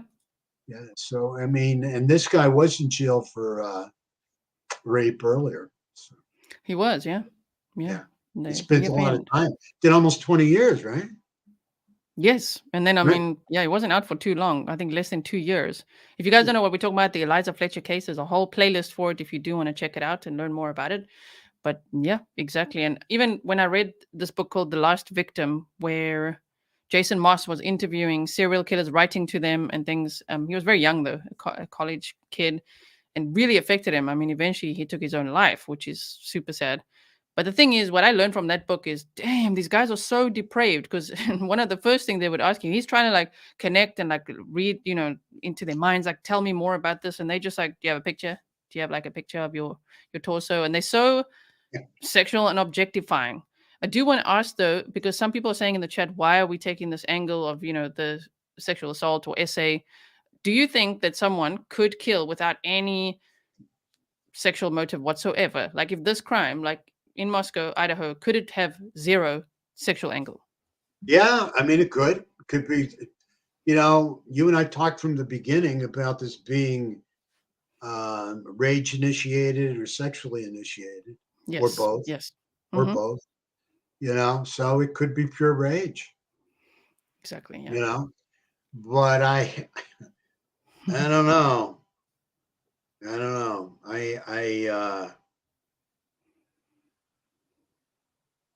I don't know. Maybe it was pure rage. But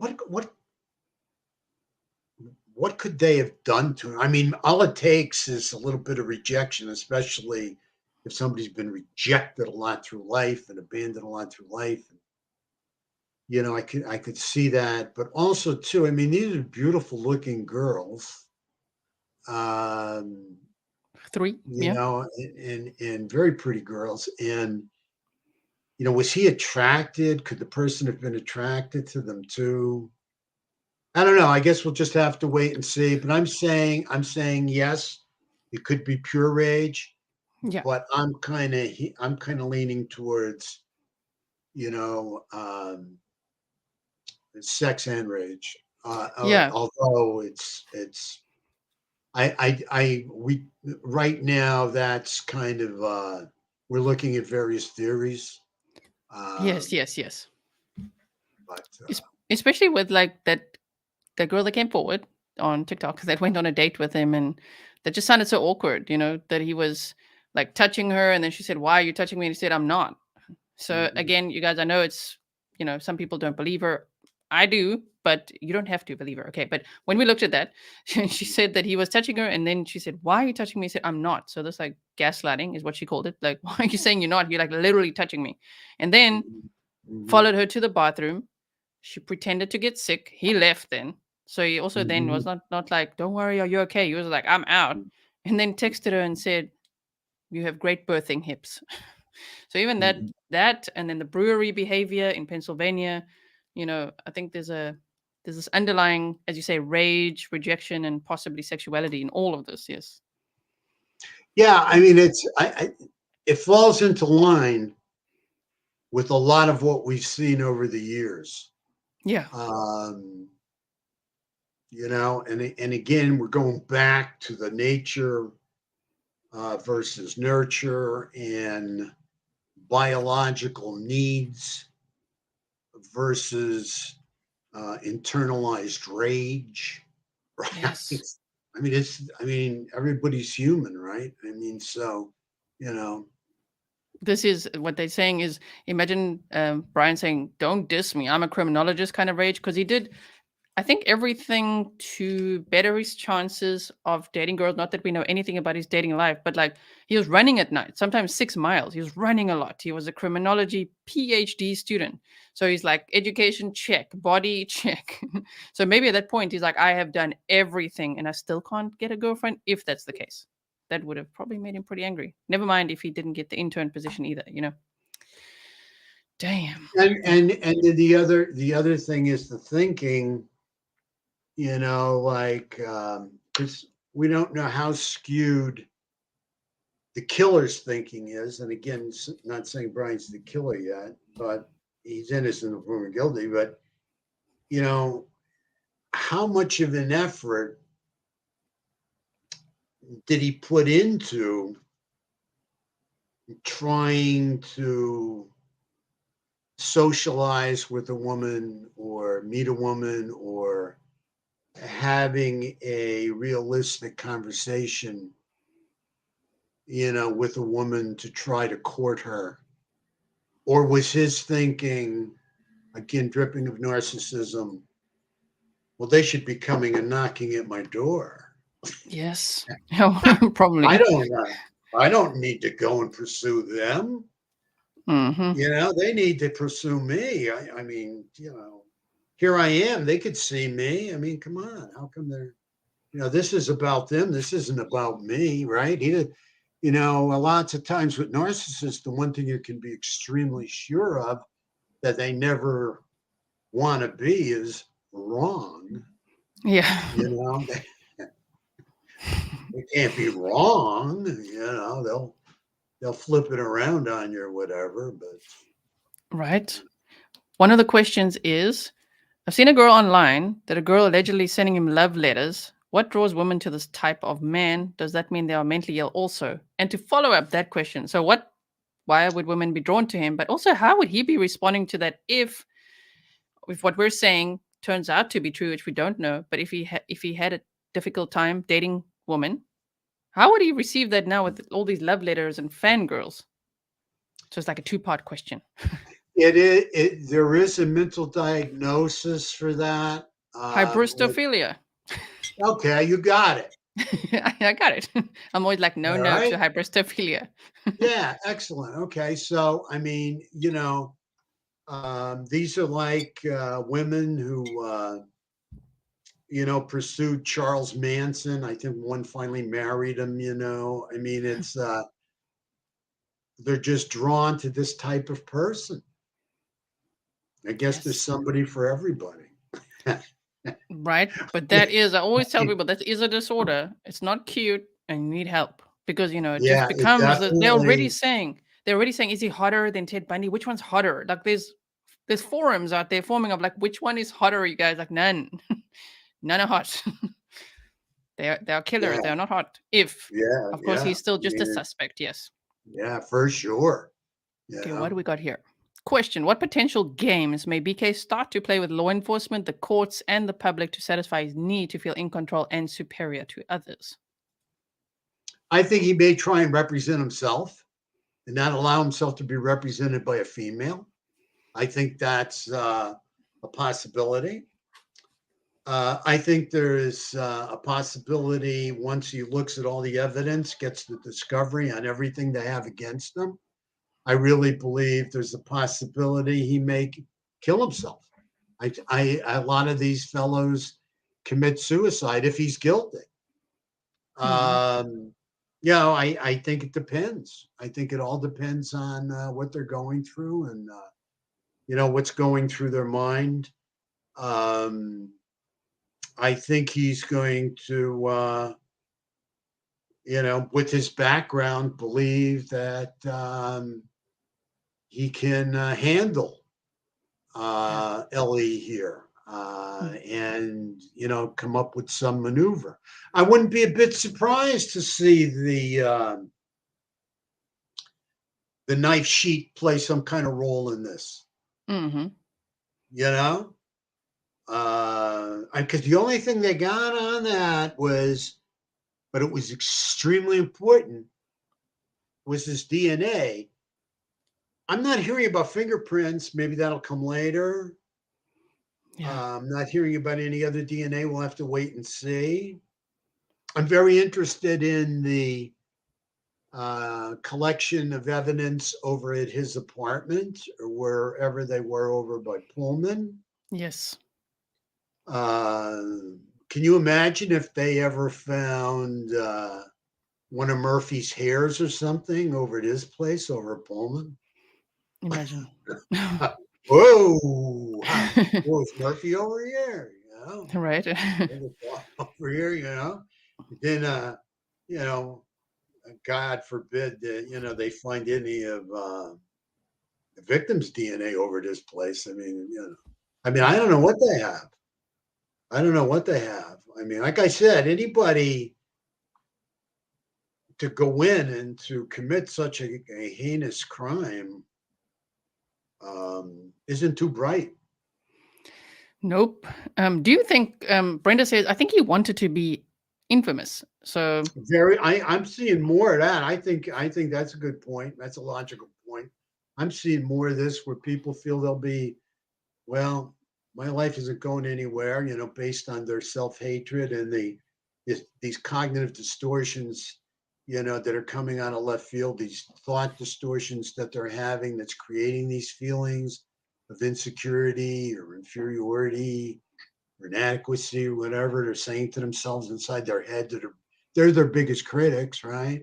mhm. So let me live on forever on the internet somewhere, Yes. like Israel Keys. I mean, that's why he committed suicide. He wanted to get the process stopped, get the media attention off him, and he did it, Mhm. because he didn't want his daughter to know about him as she got older. Well, she's still going to know about him, but not to the same extent if he went through a full-blown trial or trials for all the murders he committed.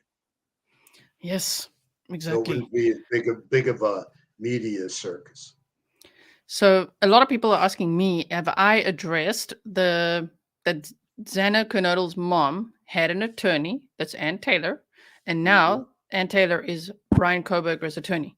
The thing is, I've Mhm. addressed it in a short, so make sure you look at my YouTube shorts. So we did address it, because I see Mhm. people asking throughout the chat. I want to hear your thoughts on this too, but like I have major empathy for Xana's mom, thinking, "Whoa, she was going to defend me, but now she's defending the suspected killer of my daughter. That's rough." Mhm. But the thing is, that lawyer had apparently never met her. She was assigned to a case, but it was still, in the process. They hadn't met and talked a lot and gone through all of that. So that it's just a legal process, really. There's 13 public defenders that can represent people in Idaho, I believe, in a death penalty case. So we don't know if this is yet a death penalty case, but she's one of 13 chosen to represent Bryan Kohberger. So what are your thoughts on that? I certainly can understand Xana's mother feeling hurt or upset that her attorney is representing the possible killer of her daughter. Mhm.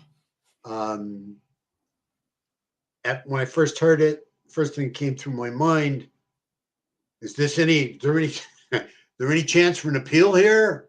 I mean, that's the first thing that jumped out at me. But after listening to your show and a few other people, talking to a few other people, I realized that this is just the process. That is not a big office up there. Okay.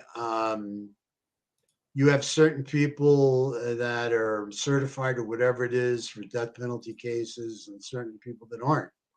Yes. This woman just happens to be one that is. Mhm. I think that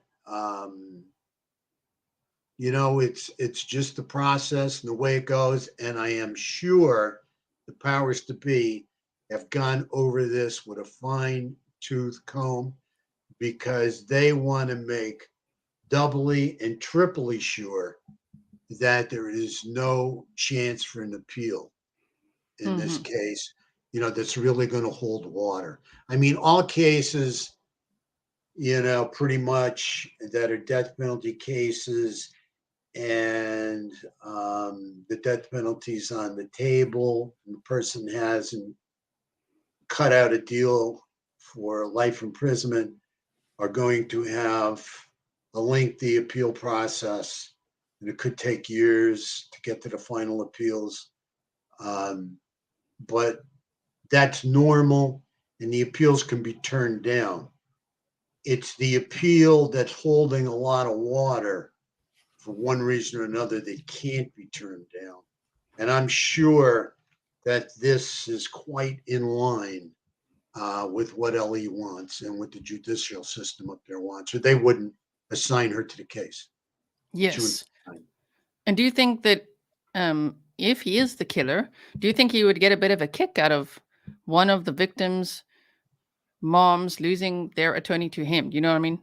Just worded that way in his own possibly narcissistic mind, because he looks quite happy with her here. Unless you were saying he probably is going to try to maybe drop the lady and defend himself. I wouldn't be surprised if he did that either. Just like, oh, okay, time to roll in the big guns. But do you think he would? Maybe he wouldn't even know. Do you think he would even know?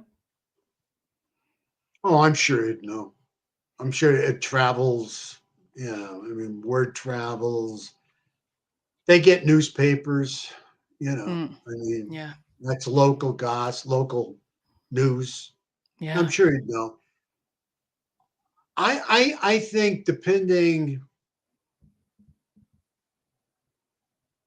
I think he would get some kind of kick out of it if he was the killer, because there's a certain element of sadism Hmm. uh, in all these guys, and Yeah. they get pleasure out of seeing others in some kind of turmoil or pain. I mean, Yes. it's just obvious. They get gratification Yes. uh, out of hurting people, Hmm. physically and mentally. Yes. You guys, we've been here for like 2 hours now. So let's wrap it up. Let's have some closing thoughts. I think I've asked you all the questions that I wrote down. Any closing thoughts from you on what we discussed today? I just think more will be revealed. I think again, we've got to really, really keep an eye on our children, um, what they're going through early on, and if there's any way to intervene in any situation that might be taking place that can help provide some care and concern for your child. I think it's just wonderful. If we can keep a focus on that, Because, we see a lot of child abuse. And like I said, not everybody that gets abused becomes a killer or a serial killer, whatever. But then again, we do see, pretty much every serial killer has been abused in childhood. So, it's just, we've got to, if you have children, be vigilant. And make sure other people are vigilant of them too. Yes. I mean, even if people have been through child abuse, I mean, they might not become serial killers or killers, but there's many other things, which is what is all in your books, Well, that's the nurture nature. Is it genetic? Is it not genetic? And me and my colleagues and I will probably be going back and forth with that for years to come, hopefully, until somebody comes up with an answer, because human beings are complicated. The brain is so complicated. I mean, But what I mean is there could be other things before becoming a killer, like addictions and violence, just not killing, like DV. We talk a lot about DV on this channel as well, domestic violence, of course. So things like that could also, unfortunately, happen. Also, well, important. if you see a child heading towards antisocial behavior where they're lighting fires, or stealing, bullying other kids, heading or getting their kicks or stimulation out of heading in a direction of I like to use the word forbidden, heading in the wrong direction, in a bad direction, or again, keeping an eye on how they treat animals. Are they kind to animals? Are they mean and abusive to animals? That is the major warning sign. Yes. Okay, and one more time, you guys, if you want to pick up John Kelly's books, the one is called Discovering Lazarus. You can get this on Amazon right now as well. And I've got my own copies here. And John Kelly even wrote in them. And so warning signs as well. You can get the audio book. Is there any other way they can get this now? The audio book is great, though. Go listen to that. Go check it out. You can get it right now. Yeah. I don't know. Maybe because times have changed from 20 years ago, they may do a reprinting. I don't know. I'm not sure what they're going to do with that. We'll see as that goes on. We'll see if there's any more books available. Right. I'm trying to see which message here to show them. But you said, Gisela, the girl that does it all. All the best wishes, John. No lie there. That's me, you guys. So thank you all for being here. If you have questions, please go to my website. It's grizzlytruecrime.com. I've been fiddling with the website a bit. It's not finished yet, but it's a lot easier to navigate now. So if you've got questions, how to reach me, how to support me, how to do what, everything's on grizzlytruecrime.com. Thank you to everyone who bought super stickers and asked questions. I'm sorry I can't get to all of them. Please like the video, share the video, hashtag Idaho Forester, what they're using, or Idaho Homicides, or Idaho Students. You can use Bryan Kohberger. It's the way people are categorizing things. And Grizzly True Crime, hashtag Grizzly True Crime as well would be great. Okay. And I want to thank you and the audience for having me on again. It's a real honor. I really have a lot of fun when I'm on your channel. And I love the great questions that the Grizzlies come up with. Very smart bunch. Very smart bunch. Very, very. It's always very good and very interesting. Yes, and the Grizzlies love you a lot too. And you on Twitter as well. When I make little clips of you on Twitter, man, people share that. They love hearing your insights and your thoughts on Twitter as well. I am honored. Thank you. So thank you so much, everyone. We're going to go now and re-energize. Have some tea. Yeah, we're going to have some tea. I hope that you guys have a wonderful evening ahead. Let's see what the time is for me. 9:20, not too bad. Have a happy afternoon, a happy evening, whatever time it is for you. Morning for some people, maybe in Australia or so. And I will see you again very soon. There's lots to talk about, lots of documents, lots of things. So I will see you soon. I did a little short on the Gabby Petito case update. So go check out my YouTube shorts. And if you haven't yet, check out my second channel, which is called G&T. Thank you, Lollipop. All right. So thanks a lot. Bye-bye. Bye, everyone. Bye.